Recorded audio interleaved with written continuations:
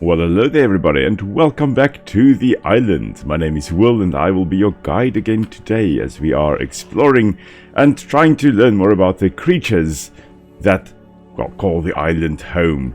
If you are new to this channel, this is of course an ecologist place where we are learning more about nature by playing games. And we are just doing a little playthrough here of a guided tour around the island with the creatures that we encounter along the way. Also, if you are new to the channel and you have recently subscribed, thank you for subscribing. It has been amazing to watch the growth of the channel the past few weeks. Now, first of all, of course, we have probably the largest creature to have ever walked on this planet. And that is Paraceratherium. And looking at the ears over there and then the mouth over there, that resembles the mouth of a rhino, which this is of course related to. Paraceratherium meaning near the hornless beast, because there is Aceratherium, which was a hornless rhino relative, and then this one kind of resembled that.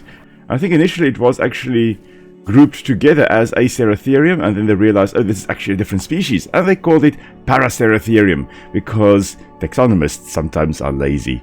And this creature was a massive browser, meaning that it was using its long neck and its massive body there to actually reach the tops of trees. And most likely they would have had a digestive system similar to modern day rhinos, which are very ineffective. So they needed a lot of plants to actually maintain or sustain their massive body mass. Oh, look at that derpy face over there. Now, it's not sure what their eyesight was like, whether they had as poor eyesight as modern day rhinos, but what is sure is that they were probably as big as a land mammal could get or can get. They were probably at the upper limit of that, and that's partly due to the fact that you would need a lot of plant material to sustain a massive creature like that, as I've mentioned. But also, if you're looking at reproduction, you're looking at African elephants nowadays, which they have got a gestation period of about 2 years, which means that once a mother is pregnant, it takes up to about 2 years for her to give birth to a baby. The Paraceratherium here had a gestation period of probably a little bit longer than that, meaning that you have an incredibly slow reproductive rate. And if anything were to happen to that baby, then you have lost your breeding attempt, and it's taken you up to 2 years or more to actually try to have that baby. Now, they lived about 30 million years ago, so during the Oligocene period, which was of course about 36 million years after the age of dinosaurs. So they would never have gotten this size if they were competing with dinosaurs as well, and they most likely went extinct due to a mixture of a changing climate and then the invasion by the Gomphotheres, which were a group of elephant relatives. And those elephant relatives, the Gomphotheres, most likely pushed over quite a lot of trees, and that was at the time with the changing climate that trees were already disappearing a little bit from their distribution range, and as a result they probably lost most of the food that they needed to sustain their massive bodies. Unfortunately, then they disappeared around about 23 million years ago, which, yeah, that would have been quite amazing to have seen nowadays. However, unfortunately, we can't see creatures that size. Giraffes are close. Giraffes are pretty much as tall, but nowhere near as heavy. So the Paraceratherium there, also previously called Indricatherium, and if you watched Walking with Beasts, that BBC documentary series, you would have seen the Indricatherium over there, nowadays called Paraceratherium.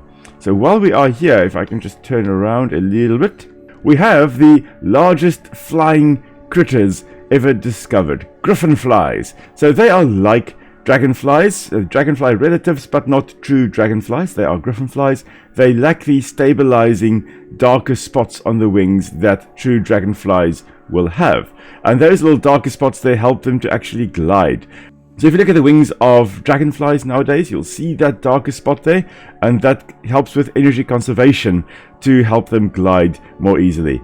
And so these griffinflies here would not have had the stability needed to actually glide, and they would have needed a lot more energy to stay in the air. And they had a wingspan of around about 70 or 72 centimeters, which is massive. It's a wingspan of a pigeon, and that is incredible. Imagine seeing these massive dragonflies relatives flying around you. So how on earth were they able to get to that size? Well, the answer lies in the period that they were living in. The Carboniferous. Carboniferous meaning extremely rich in carbon. And that's because it was an era where decomposers were not really abundant yet. And it's hard to imagine, but fungi and decomposing bacteria were not common at that point in time in history.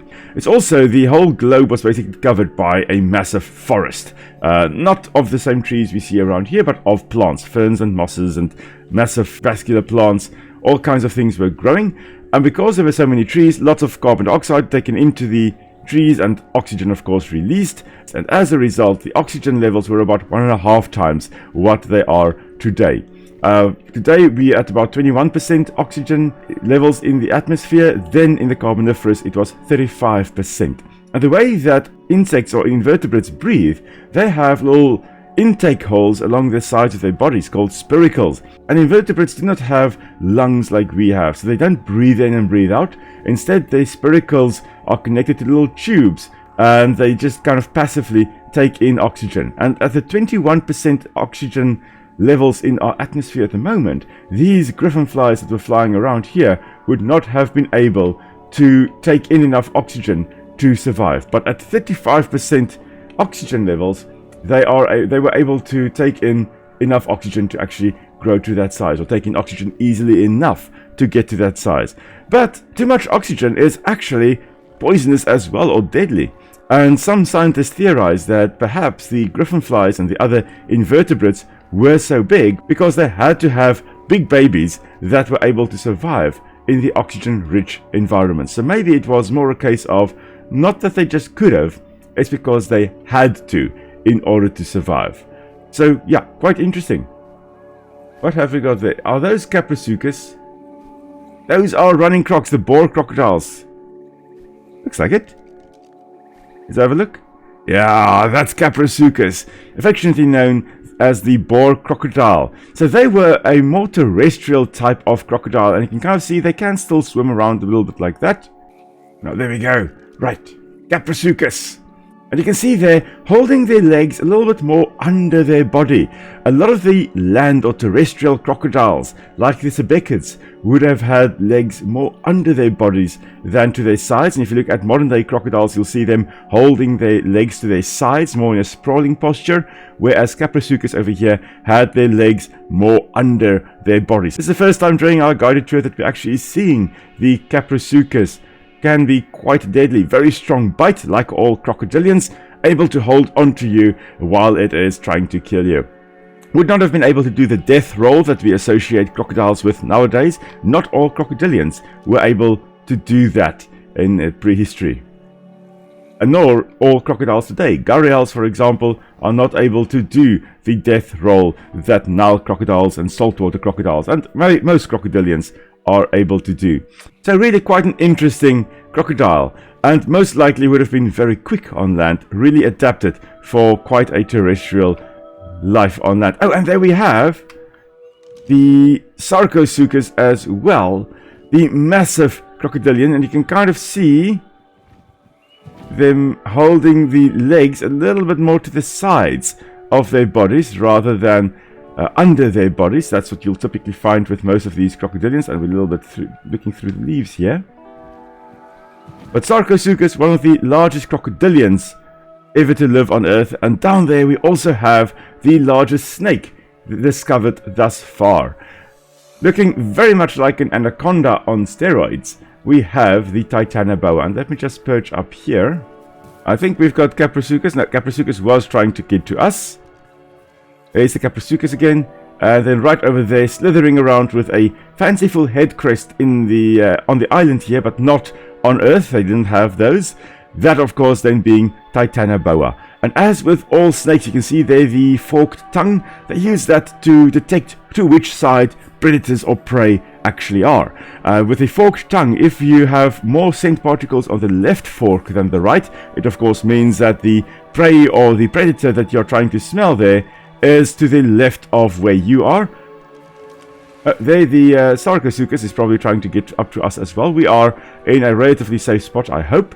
But of course, with the forked tongue, if you have more scent particles on the right hand side of the fork, then of course you know that whatever you are smelling is to your right hand side. And there a Sarcosuchus is chasing a Phiomia as well. Per the Phiomias over here, an ancient elephant-like creature or elephant relative, they really are at the bottom of the food chain on the island here. And there we have another one right up ahead.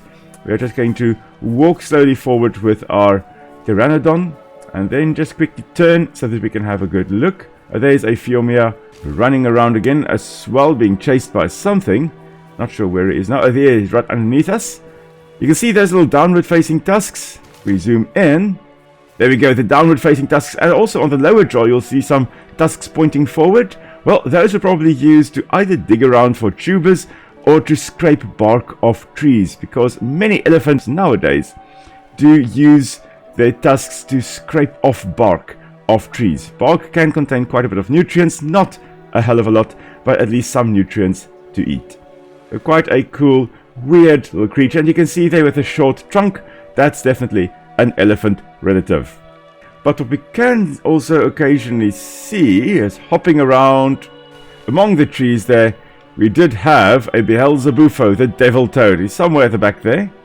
There are also a few others around. They really are at home in the swampy environment over here. So they were around at the time of the dinosaurs. So on the island of Madagascar, on Marahua, that is where you would have found them back in the day.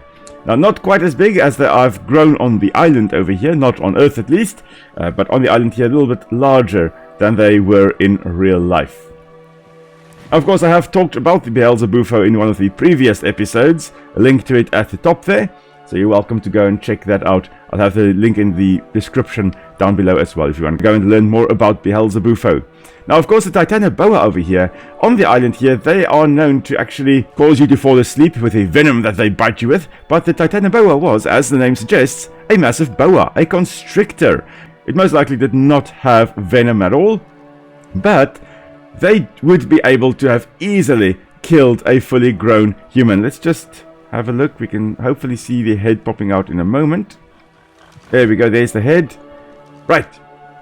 So they would have in their massive mouths over there backward pointing teeth, a lot of them. Boas and pythons have got a lot of recurved teeth or backward facing teeth that allows them to grip onto their prey quite easily, and then they would of course squeeze them to death. And previously it was thought, okay, well, they suffocate you, but recent studies have actually shown that the force that constrictors constrict their prey with is not there to every time you breathe out to squeeze tighter. No, they're not trying to squeeze out your breath. Instead, they are trying to stop your heart. They're trying to give you a bit of cardiac arrest there. Because if they can squeeze you tightly enough, your blood can't flow, your heart can't work, and eventually your heart gives in. So they are trying to kill you with cardiac arrest rather than suffocation. And oh my word, we are seeing an amazing little amphibian right over there. Diplocaulus, unfortunately, also kind of massacred behind the rock there. The boomerang head Diplocaulus over there. An ancient amphibian from the Permian period, I believe it was. But an ancient amphibian, unfortunately massacred by everything in the swamp. They were such cool creatures, and I love seeing them on the island. Unfortunately, in order to find one, it's so difficult, because they really are killed by everything.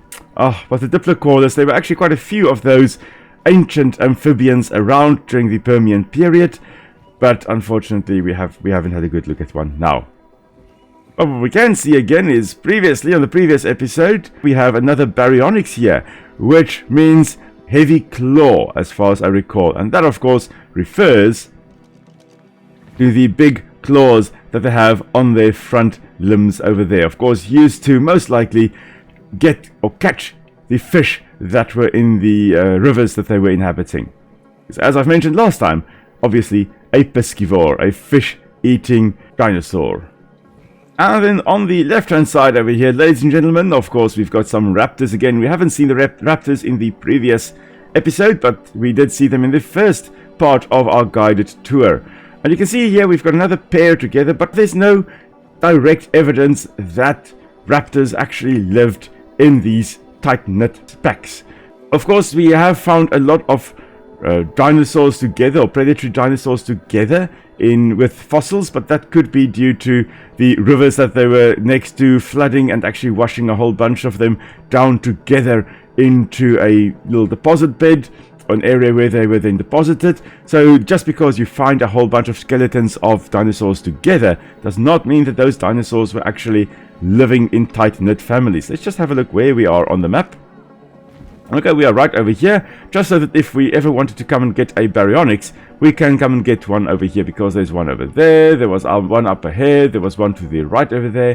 There are quite a few baryonyx in this area, so we are most likely going to come back and come and collect one for our expeditions. It's good to know where we can come and find them. Anyway, so as I was mentioning, if you find a whole bunch of skeletons together, it could be that they just washed in there together, and it's the being together is just circumstantial. There's a raptor chasing a Phiomia as well. Again, Phiomia, like the Diplocaulus, really being at the bottom of the food chain on the island over here, especially in the swamps, which can be extremely dangerous environment to live in. Everything just wants to kill and eat you. Now, the Phiomia over there could be a little bit too big actually for the Titanoboa to swallow, but they can swallow prey that's much larger than you can think. Oh dear, we are going down, everybody. Unfortunately, we are running out of fuel, and that means that our pteranodon over here has decided that the best place to come and land is right down here in the swamp. Let's hope that we are safe for now. There's a Phiomia, that's alright. There's a Beelzebufo, that's not going to do anything. That's a danger, that's a danger. That was Kaprosuchus. That was a dangerous roar. Okay, let's just come and land here. Refuel up here. Yes. Okay, that was a close encounter. You do not want to accidentally try to refuel over the swamps. And that was right at the point where I was saying that it is in fact a dangerous place to be. But as I was saying, with the fossils, if you find a whole bunch together, it could be that they're simply washed in together, so it's circumstantial that they are together there. Alternatively, it could just be that if they were looking at carnivores, for example, they could either be scavenging, or could have been scavenging in that area where there was a prey animal, and they could have scavenged and then gotten trapped themselves, like in the Labrar tar pits, for example, where you have a whole bunch of carnivores also found together. Does not necessarily mean that they were living in packs, or in groups, or in prides, or whatever, but it could also just have been that they were hunting larger prey, not necessarily as cooperatively as you would think, but they could have just been hunting larger prey together in order to actually take it down. So a whole bunch of Giganotosaurus, for example, could have been hunting together to take down large sauropods that were in the area that they were in. Speaking of sauropods, we do have two Diplodocus over here on the left-hand side, one, and then on the right-hand side as well. So really a long-necked dinosaur, a typical sauropod of the Jurassic era. So a long time ago they would have lived. So during the heyday of the dinosaurs, you would have found them running around all over the place. And as with all sauropods, would have used their long necks to actually browse on trees and have access to a lot of leaves from the trees there. And of course the long tail they're used in defense, like a very strong whip, probably used to, you can see it swinging around like that. If it were threatened by anything, they could easily whip that tail around and do perhaps quite a bit of serious damage to carnivores that were trying to tackle it. Alright, and then as we have refueled over here by the obelisk, we're just flying a little bit northwards again, going to go a little bit closer to the coast, which is a little bit more to the side. Let's just readjust our direction that we are flying. Of course, this coming Saturday I will be streaming again. I'm going to probably wrap up our Planet Zoo, our zoo that we are building in Planet Zoo there. That means that at some point we are going to have a bit of a guided tour through that zoo. And then that means that our Saturday live streams will be open for something else. And as discussed during this previous Saturday's live stream, Nick and I will be playing Dinkum a bit during the live stream. And that then means that our other weekly video, so I'll still have one video focusing on Ark, and our other video will probably then be Nick and I playing Smallland again, because we haven't played Smallland in quite a while, and we're probably going to have one video together in Smallland and a live stream together then in Dinkum. So that's just something to look forward to coming up. Now here we are, we've got the headwaters technically of the river, which is generally the faster flowing sections of rivers. We've got a little waterfall over there, and Beelzebufo down in the pool over there as well. Typical semi-aquatic and aquatic dinosaurs and creatures and crocodiles and all kinds of things living around here. And with the fast-flowing water, we're now going into the middle reaches and potentially the lower reaches, so further downstream of the river. And then we are going into more swampy mangrove environments as well. The trees that we do have growing here on the left and right hand side of where we are currently flying, those would be, well, they appear to be cypress or swamp cypress species. Oh my word, is that a Quetzalcoatlus? That is a tick Quetzalcoatlus. Oh my soul. That is so awesome. So Quetzalcoatlus, probably the largest flying reptile ever, with a wingspan that is larger than, I believe, a Cessna plane. So that is amazing. When they were standing upright, they were about the height of a giraffe, so 4-something meters in height, taller potentially even than a T-Rex. And we'll see that in the upcoming second season of Prehistoric Planet, which is releasing this month, so very, very soon. So the group of pterosaurs that included Quetzalcoatlus, which were called the Asdarchids, they were some of these large, long-necked, more walking pterosaurs. So they were quite adept, most likely, at walking on land as well, very much like storks nowadays. So they were the massive storks of the ancient world, with wingspan of about 10 to 11 meters for the large Quetzalcoatlus. And Quetzalcoatlus, of course, named after the Aztec serpent god Quetzalcoatl, which of course you'll find in all kinds of depictions, and that's what these little guys are named after. Well, I say little guys, these massive, I mean, look at that shadow right over there.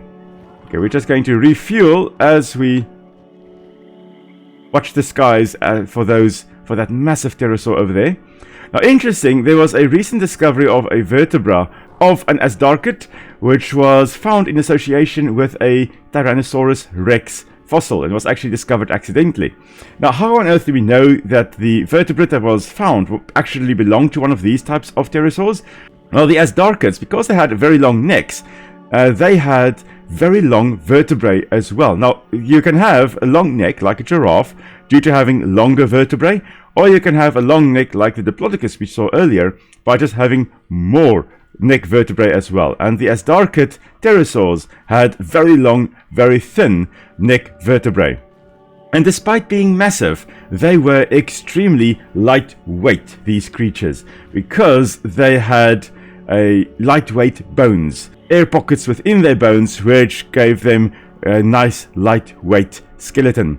And it's estimated that an Asdarchid pterosaur with a wingspan of about 4.5 meters would have weighed only 20 kilograms.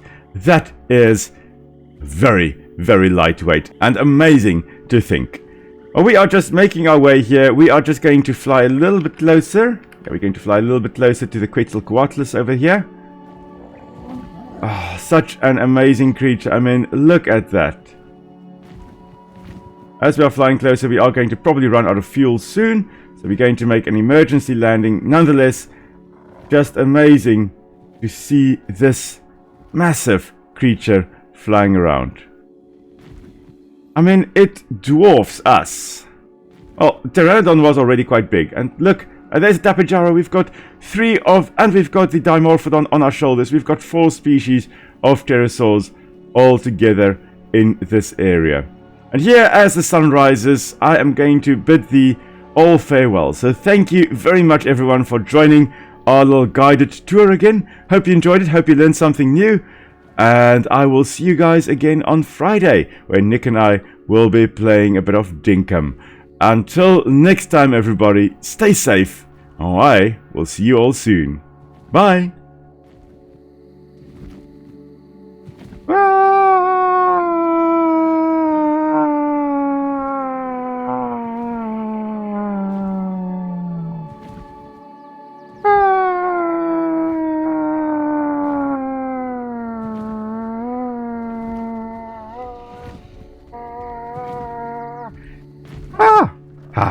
Okay, we made it. Right. Bye, everyone. No post-credit scene here.